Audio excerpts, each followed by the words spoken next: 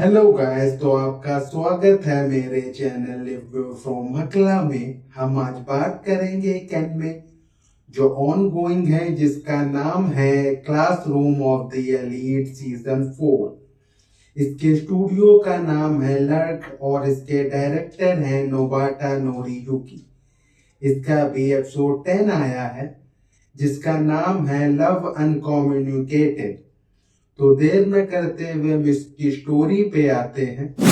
इसकी स्टोरी चालू होती है कि आयनोकोजी अपनी साथी के साथ एक टेस्ट देने पहुंचा है, जहां पे उसका थीम है एनिमे, जिसमें आयनोकोजी बुरी तरह से फेल होता है और उन लोग वहां से वापस जाने का फैसला लेते हैं। और हीरो को एहसास है कि सूडो का एक दोस्त बहुत उदास है, लेकिन वो उस पर उतना ध्यान न दे के अपने आगे के मिशन की ओर चलता है और उन लोग बैक टू बैक कंप्लीट करना चालू करते हैं।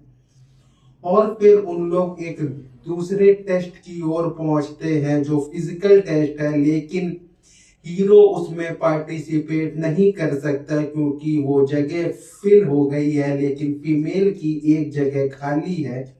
तो ननासे उसमें पार्टिसिपेट करने का फैसला लेती है और बड़ी आसानी से जीत जाती है। और यहाँ पे हीरो की बात नागुमो से होती है, जो बताता है कि जब फर्स्ट ईयर और सेकेंड ईयर अगर टॉप 10 में आए तो वो उन्हें डिस्ट्रॉय करना चालू करेगा।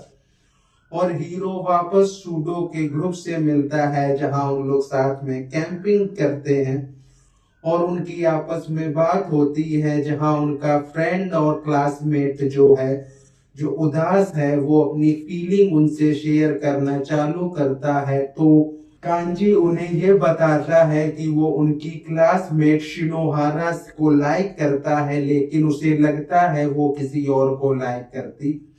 तो लोगों को समझ नहीं आता उससे क्या बोले। तब वहां बैठी ननासे उसे समझाती है कि उसे अपनी फीलिंग उससे शेयर करनी चाहिए, क्या पता ये उसका वेट कर रही हो, नहीं तो बहुत बार लेट हो जाता है। और वो बहुत सैड होती है, वो भी अपना पास्ट याद करके सैड होती है। और नेक्स्ट डे हीरो फिर एक दूसरे टेस्ट की ओर पहुंचता है, लेकिन इस बार उसकी किस्मत अच्छी रहती है कि उसका थीम हिस्ट्री रहता है, जिसमें सब लोग फिर देख के शॉक होते हैं, उसने सबको डिस्ट्रॉय कर दिया।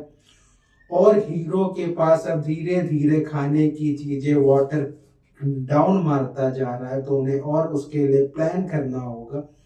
उनकी मीटिंग फिर सूडो के ग्रुप से होती है, उन लोग साथ में कैंपिंग करते हैं। वहां के आ जाती है, जो हीरो के साथ घूम रही एक लेडी को देख के जेलस होती है, पर हीरो उसके साथ थोड़ा इंटीमेट होता है, जिससे उसको भी समझ आ जाता है, हीरो उसे लाइक करता है। और नेक्स्ट डे सबके घड़ियों में अलार्म बजने लगता है और नासे चाहती है कि हीरो और वो उस अलार्म के पीछे जाए, लोगों को सेव कर पाए, और एपिसोड यहीं खत्म हो जाता है। तो हम बात करते हैं इसके रिव्यू की। ये एपिसोड 10 आप इसे अच्छा भी कह सकते हैं, बुरा भी कह सकते हैं, इंटरेस्टिंग भी कह सकते हैं, बोरिंग भी कह सकते हैं। 20 मिनट आपको अच्छे भी लग सकते हैं, 20 मिनट घटिया भी लग सकते हैं।